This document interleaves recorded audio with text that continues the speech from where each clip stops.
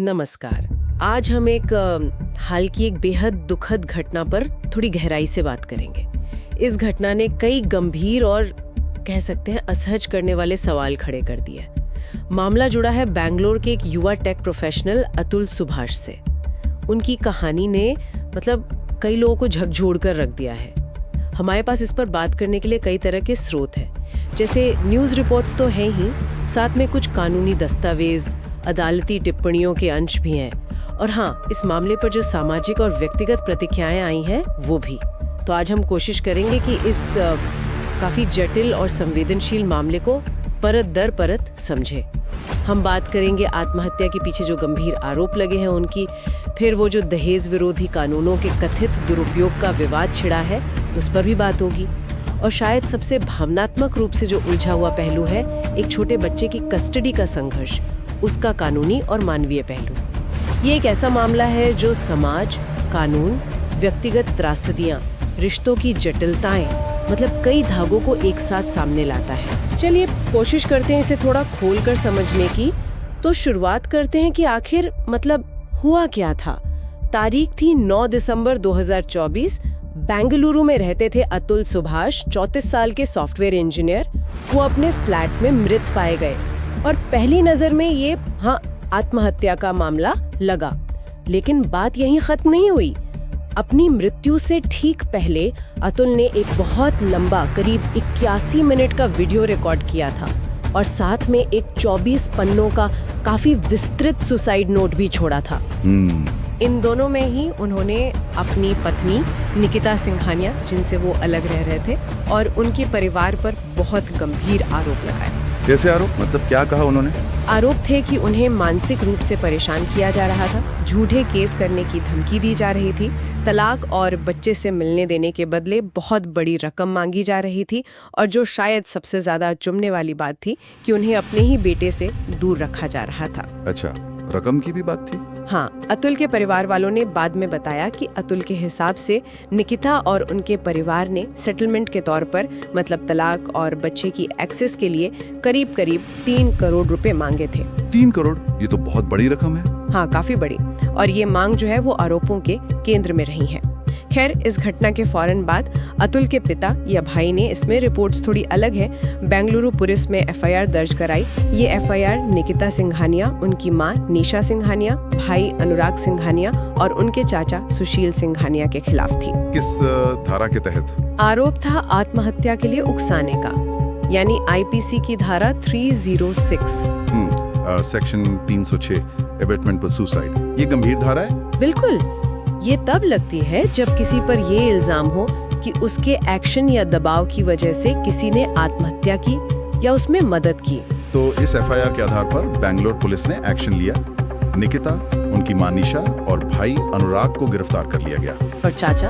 खबरों के मुताबिक उनके चाचा सुशील सिंघानिया उस वक्त फरार बताए जा रहे थे। इसी दौरान जब ये मामला चल ही रहा था, सुप्रीम कोर्ट ने एक दूसरे मामले की सुनवाई करते हुए, लेकिन शायद इसी तरह के मामलों के संदर्भ में, एक बहुत महत्वपूर्ण टिप्पणी की। हाँ, मैंने भी पढ़ा था उसके बारे में। कोर्ट ने कहा कि जो कानून महिलाओं को क्रूरता से बचाने के लिए बने हैं, जैसे दहेज विरोधी कानून, उनके दुरुपयोग की बढ़ती प्रवृत्ति दिख रही है। सही। और अदालतों को ऐसे मामलों में बहुत सावधानी बरतने की जरूरत है। अब ये टिप्पणी सीधे अतुल मामले पर नहीं थी, पर इसका टाइमिंग और कॉन्टेक्स्ट ऐसा था कि इसने इस मामले से जुड़ी बहस को और हवा दे दी। हाँ, बिल्कुल, कॉन्टेक्स्ट बहुत महत्वपूर्ण था उस टिप्पणी का। लेकिन इस दुखद कहानी का एक और पहलू है जो कानूनी गलियारों तक पहुंच गया, और वो है एक मासूम बच्चे का भविष्य। बिल्कुल, और यहीं से ये मामला सिर्फ आत्महत्या और आरोपों से कहीं आगे बढ़ गया। जैसे ही इसमें एक छोटे बच्चे की कस्टडी का सवाल आया, इसके कानूनी और आप कह सकते हैं भावनात्मक पहलू और भी ज्यादा पेचीदा और संवेदनशील हो गए। इस पूरी कहानी के कह सकते हैं केंद्र में अतुल और निकिता का लगभग 4 साल का बेटा है। अब अतुल की मृत्यु के बाद सिचुएशन एकदम बदल गई। अतुल की मां यानी बच्चे की दादी अंजू देवी, उन्होंने अपने पोते की परमानेंट कस्टडी के लिए सीधे सुप्रीम कोर्ट का दरवाजा खटखटाया। सीधे सुप्रीम कोर्ट? ये थोड़ा सामान्य नहीं है। कस्टडी के मामले तो फैमिली कोर्ट से शुरू होते हैं ना अक्सर। हाँ, बिल्कुल असामान्य है, इसीलिए इस पर काफी ध्यान भी गया। आमतौर पर प्रक्रिया निचली अदालतों से शुरू होती है। शायद मामले की गंभीरता और तात्कालिकता को देखते हुए ये कदम उठाया गया होगा। और यहाँ जो बात कानूनी हलकों में काफी चर्चा में रही वो थी सुप्रीम कोर्ट की प्रक्रिया और उनकी टिप्पणियां। कोर्ट ने बच्चे को अदालत में पेश करने का निर्देश दिया। वो खुद बच्चे की स्थिति देखना चाहते थे। अच्छा। सुनवाई के दौरान कोर्ट ने कुछ बहुत महत्वपूर्ण मौखिक टिप्पणियां की। उन्होंने कहा कि पहली नजर में ऐसा लगता है कि बच्चे ने अपनी दादी के साथ शायद ही ज्यादा समय बिताया हो, और एक मौके पर तो यहाँ तक कह दिया कि बच्चा याचिकाकर्ता दादी के लिए लगभग एक अजनबी है। ओहो, ये तो बहुत बड़ी टिप्पणी है। इसका मतलब क्या हुआ फिर? देखिए, ये टिप्पणियां इस बात को दिखाती हैं कि कोर्ट कस्टडी तय करते समय बच्चे के मौजूदा भावनात्मक जुड़ाव और उसकी स्थिरता को कितना ज्यादा महत्व देता है। मतलब बच्चा किसके साथ सहज है, कहाँ उसकी रूटीन बनी हुई है। तो क्या कोर्ट ने इस स्टेज पर दादी के उन गंभीर आरोपों को पूरी तरह नजरअंदाज कर दिया जिनका जिक्र अतुल ने अपने नोट में किया था, या ये फैसला सिर्फ बच्चे के तात्कालिक स्थिरता के लिए था? ये बहुत अच्छा सवाल है। देखिए, सुप्रीम कोर्ट का जो 20 जनवरी 2025 का फैसला था वो एक अंतरिम यानी कि टेम्परेरी फैसला था। अच्छा, अंतरिम। हाँ, मतलब ये एक अस्थायी व्यवस्था थी जब तक कि मामले की पूरी सुनवाई होकर फाइनल फैसला ना हो जाए। और वो फाइनल फैसला आमतौर पर संबंधित निचली अदालत ही करती है, जैसे फैमिली कोर्ट, सारे सबूतों और गवाहियों के आधार पर। समझ गए। तो कोर्ट ने उस समय दादी के आरोपों को खारिज नहीं किया, बिल्कुल नहीं, बल्कि उन्होंने बच्चे के सर्वोत्तम हित यानी best interest of the child के सिद्धांत को प्राथमिकता दी। इसका मतलब ये था कि अचानक बच्चे को उसकी माँ से, जिसके साथ वो रह रहा था, अलग करना उसके लिए शायद ठीक ना होता इमोशनली। इसलिए कोर्ट ने कहा कि जब तक कस्टडी पर अंतिम निर्णय नहीं हो जाता, बच्चा अपनी माँ के पास ही रहेगा। अच्छा, तो ये तात्कालिक स्थिरता पर फोकस था, ना कि आरोपों पर कोई फाइनल जजमेंट। बिल्कुल, ये फैसला बच्चे की उस वक्त की स्टेबिलिटी पर केंद्रित था, ना कि आरोपों के सही या गलत होने पर कोई अंतिम निर्णय। समझ गई। तो ये मामला इतना ध्यान क्यों खींच रहा है? क्यों इस पर इतनी बहस छिड़ी हुई है, मतलब सोशल मीडिया से लेकर लीगल सर्कल्स तक? असल में ये एक मामला ऐसा है जिसने भारत में चल रही कई बड़ी बहसों को एक साथ सतह पर ला दिया है। आप देखिए, इसमें जेंडर और कानून का मुद्दा है। हाँ। वैवाहिक रिश्तों की कड़वाहट और उसके क्या भयानक परिणाम हो सकते हैं वो है। फिर उत्पीड़न की परिभाषा क्या हो, क्या मांगना उत्पीड़न है, क्या नहीं, और वो जो सबसे ज्यादा विवादित सवाल है कि क्या दहेज विरोधी और घरेलू हिंसा से जुड़े कानून, खासकर आईपीसी की धारा 498A, क्या उनका कभी-कभी दुरुपयोग होता है? और एक और संवेदनशील सवाल कि क्या पुरुष भी कभी-कभी ऐसे वैवाहिक झगड़ों में कानूनी या भावनात्मक दबाव का शिकार हो सकते हैं? इन सब पर एक बड़ी चर्चा छिड़ गई है, तो बात वाकई में बहुत परतदार हो जाती है। और इसी कॉन्टेक्स्ट में सुप्रीम कोर्ट की वो टिप्पणी और भी महत्वपूर्ण हो जाती है जिसका हमने पहले जिक्र किया था, है ना? बिल्कुल।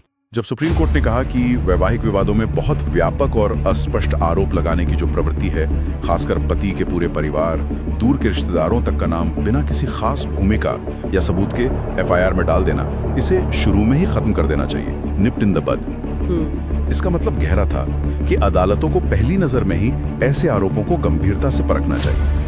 अगर वो बेबुनियाद या बहुत सामान्य लगे तो उन्हें आगे बढ़ने से रोकना चाहिए।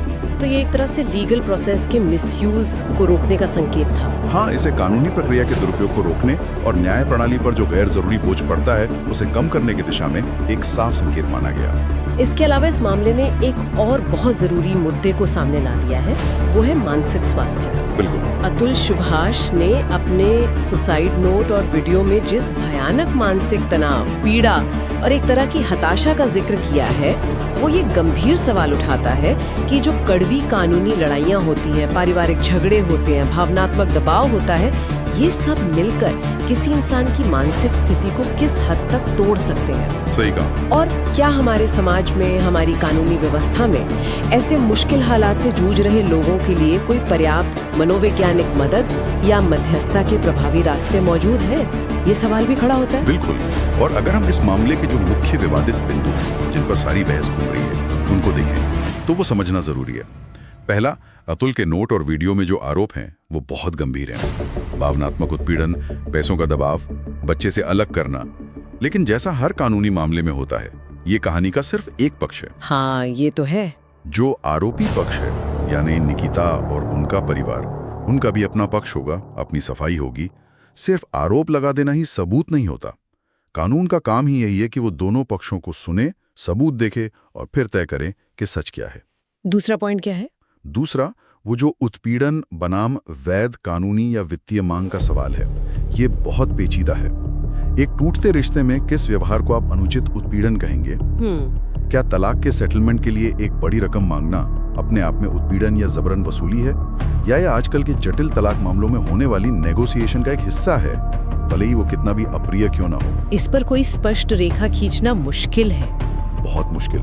इस पर कानूनी और सामाजिक रूप से बहुत अस्पष्टता है, और ये मामला इसी धुंधले क्षेत्र को उजागर करता है।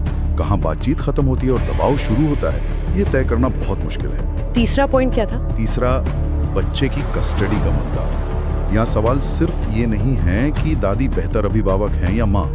कोर्ट को बहुत सारी चीजें देखनी होती हैं। बच्चे का कल्याण सबसे ऊपर है। उसकी मौजूदा भावनात्मक स्थिरता, वो किसके साथ ज्यादा सुरक्षित महसूस करता है, उसके जो रिश्ते बन चुके हैं, दोनों पक्षों की परवरिश करने की क्षमता, और हाँ, माता पिता और दादा दादी के कानूनी अधिकार भी। ये हमेशा बहुत सेंसिटिव होता होगा। बहुत। ये हमेशा एक बहुत ही संवेदनशील और अक्सर दिल तोड़ने वाला फैसला होता है, जहाँ बच्चे के हित को सबसे ऊपर रखना एकमात्र रास्ता होता है। और चौथा, जो शायद सबसे ज्यादा चर्चा में रहा। और चौथा बिल्कुल, जो शायद सबसे ज्यादा सार्वजनिक बहस का विषय बना है, सुरक्षात्मक कानूनों का संभावित दुरुपयोग। तो देखिए, इसमें कोई दो राय नहीं कि महिलाओं की सुरक्षा के लिए बने कानून जैसे IPC 498A बेहद जरूरी है। हाँ, बिल्कुल जरूरी है। भारत में घरेलू हिंसा, दहेज, हत्या, प्रताड़ना के आंकड़े और कहानियां इस कड़वी सच्चाई को बताते हैं। लेकिन इस मामले ने और सुप्रीम कोर्ट की टिप्पणियों ने इस चिंता को फिर से हवा दी है कि क्या इन महत्वपूर्ण कानूनों का कभी-कभी गलत इरादे से बदला लेने या दबाव बनाने के लिए दुरुपयोग किया जा सकता है? क्या कभी-कभी निर्दोष रिश्तेदारों को भी बेवजह घसीट लिया जाता है? ये एक बहुत ही नाजुक संतुलन साधने का सवाल है। महिलाओं को प्रभावी सुरक्षा कैसे मिले, बिना कानूनी प्रक्रिया के दुरुपयोग का रास्ता खोले? ये वाकई बहुत जटिल संतुलन है। तो अगर हम आज की तारीख में देखें, इस मामले की वर्तमान स्थिति क्या है? मतलब कानूनी प्रक्रिया कहां तक पहुंची है? देखिए, जो लेटेस्ट पब्लिक जानकारी है उसके हिसाब से स्थिति कुछ ऐसी है। पहला, गिरफ्तारियां और जमानत। जैसा हमने बात की, पत्नी निकिता, उनकी मां निशा और भाई अनुराग को आत्महत्या के लिए उकसाने IPC 306 के आरोप में गिरफ्तार किया गया था। हाँ। हालांकि उन्हें बाद में अदालत से जमानत मिल गई है, पर यह समझना जरूरी है कि जमानत का मतलब बरी होना नहीं है। इसका मतलब सिर्फ ये है कि मुकदमे की सुनवाई के दौरान अब जेल में नहीं रहेंगे, कुछ शर्तों के साथ। कानूनी कार्रवाई अभी भी जारी है। ठीक है। और बच्चे की कस्टडी का क्या हुआ? बच्चे की कस्टडी पर सुप्रीम कोर्ट का अंतरिम आदेश था कि बच्चा फिलहाल मां के साथ ही रहेगा। फाइनल फैसले के लिए या तो सुप्रीम कोर्ट में या फिर निचली अदालत यानी फैमिली कोर्ट में सुनवाई होनी बाकी है या चल रही होगी। ये प्रक्रिया लंबी चल सकती है। और जो मुख्य केस है, आत्महत्या के लिए उकसाने वाला, वो मुख्य मामला अभी बैंगलोर की अदालतों में जांच या ट्रायल के स्टेज पर है। पुलिस अपनी जांच पूरी करके चार्जशीट दाखिल कर सकती है, जिसके बाद मुकदमा चलेगा। अभी तक इस मामले में कोई फाइनल फैसला या समाधान पब्लिक डोमेन में नहीं आया है। ये याद रखना बहुत जरूरी है कि पूरी कानूनी प्रक्रिया अभी चल रही है। किसी भी नतीजे पर पहुंचना जल्दबाजी है। तो इस सब का व्यापक मतलब क्या निकलता है? इस एक मामले के असर क्या हैं जो सिर्फ इसमें शामिल लोगों से कहीं आगे जाते हैं? पहला तो यही कि इसने वैवाहिक विवादों में पुरुषों की स्थिति को लेकर जो बहस चल रही थी उसे और तेज कर दिया है। हाँ, वो तो है। कुछ पुरुष अधिकार समूह और एक्टिविस्ट इस मामले को एक उदाहरण की तरह पेश कर रहे हैं कि पुरुषों को भी रिश्ते टूटने की प्रक्रिया में गंभीर उत्पीड़न, झूठे आरोपों का डर या बहुत ज्यादा कानूनी और वित्तीय दबाव झेलना पड़ सकता है।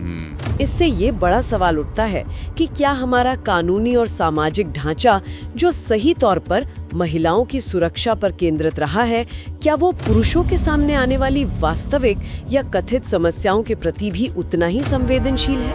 क्या दोनों के लिए निष्पक्ष प्रक्रिया और सुरक्षा उपायों की जरूरत है? दूसरा असर पारिवारिक अदालतों और दहेज या उत्पीड़न विरोधी कानूनों के कामकाज पर भी पड़ा है। सुप्रीम कोर्ट की जो टिप्पणियां थी, खासकर धारा 498A के इस्तेमाल को लेकर, वो इस चिंता को दिखाती हैं कि कहीं इन कानूनों का दायरा जरूरत से ज्यादा तो नहीं फैल गया है, जहां अक्सर बिना ठोस सबूत के पूरे परिवार को लपेट लिया जाता है। बिल्कुल। क्या इन कानूनों को लागू करने के तरीके में, जांच प्रक्रिया में या फिर मध्यस्थता जैसे वैकल्पिक समाधानों पर ज्यादा जोर देने की जरूरत है, ताकि असली पीड़ितों को न्याय मिले और निर्दोषों का उत्पीड़न ना हो?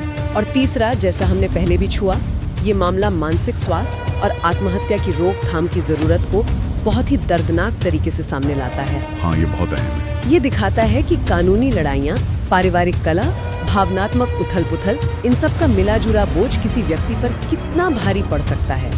ये संकट में फंसे लोगों के लिए, चाहे वो पुरुष हो या महिला, मजबूत, आसानी से उपलब्ध और बिना जजमेंट वाली सहायता प्रणालियों की तत्काल जरूरत पर जोर देता है। और जब हम बच्चे के कल्याण की बात पर लौटते हैं तो ये मामला एक बार फिर इसी सिद्धांत को रेखांकित करता है कि जब माता पिता के बीच इतने कड़वे विवाद हों, जिनमें इतने गंभीर आरोप भी शामिल हों, तब भी बच्चे का कल्याण, मतलब उसकी भावनात्मक सुरक्षा, स्थिरता, पढ़ाई, सामान्य विकास, ये सब किसी भी और चीज से ऊपर सर्वोपरि होना चाहिए। माता पिता या दादा दादी के आपसी झगड़े और कानूनी अधिकारों की लड़ाई में बच्चे को मोहरा नहीं बनने देना चाहिए। अगर हम इसे बड़ी तस्वीर में देखें तो ये दिखाता है कि ऐसे कड़वे अलगाव में आरोप चाहे कितने भी गंभीर क्यों ना हो, हमें ऐसे रास्ते खोजने होंगे जो बच्चे पर पड़ने वाले बुरे असर को कम से कम करें। बच्चे को कम से कम नुकसान हो, ये शायद सबसे बड़ी जिम्मेदारी है। बिल्कुल, यही सबसे बड़ी जिम्मेदारी है। बिल्कुल, और यहाँ एक सावधानी बरतना भी बहुत जरूरी है। हम देख रहे हैं कि इस मामले ने बहुत तेज भावनात्मक प्रतिक्रियाएं जगाई हैं, यहाँ तक कि कुछ हद तक राजनीतिक और वैचारिक रंग भी ले लिया है। हाँ, वो तो हो रहा है। चाहिए, कानूनी तौर पर दोष अभी तक किसी भी पक्ष पर सिद्ध नहीं हुआ है। सही। जो भी जानकारी पब्लिक डोमेन में है या खासकर सोशल मीडिया पर चल रही है, वो अक्सर अधूरी होती है, एक तरफा होती है, अनुमानों पर आधारित या गहरे पूर्वाग्रहों से भरी हो सकती है। कुछ विश्लेषकों ने दोनों पक्षों के संभावित पूर्वाग्रहों की ओर भी इशारा किया है। जैसे कुछ लोगों का कहना है कि अतुल सुभाष के सुसाइड नोट में जो भाषा इस्तेमाल हुई है, उसमें उनकी पत्नी के प्रति बहुत ज्यादा कड़वाहट और गुस्सा झलकता है। अच्छा। जो शायद उनके द्वारा बताए गए तथ्यों की पूरी तरह निष्पक्ष तस्वीर पर सवाल खड़े कर सकता है। वहीं दूसरी ओर आरोपी पक्ष पर लगे आरोप भी बहुत गंभीर हैं। हाँ, वो भी है। तो इसका कुल मतलब शायद ये है कि इस मामले की त्रासदी यही दिखाती है कि कैसे व्यक्तिगत दुख, कानूनी दांव-पेच और सामाजिक बहसें एक ऐसा जटिल जाल बुन सकती हैं जहां सच और न्याय दोनों को ढूंढना बहुत मुश्किल हो जाता है। जो सतह पर दिखता है, अक्सर कहानी उससे कहीं ज्यादा उलझी भी होती है, और हमें तुरंत किसी भी पक्ष के बारे में कोई पक्की राय बनाने से बचना चाहिए। एकदम सही कहा आपने। आज हमने अतुल सुभाष मामले के अनेक बेहद जटिल और संवेदनशील पहलुओं को छूने और समझने की कोशिश की।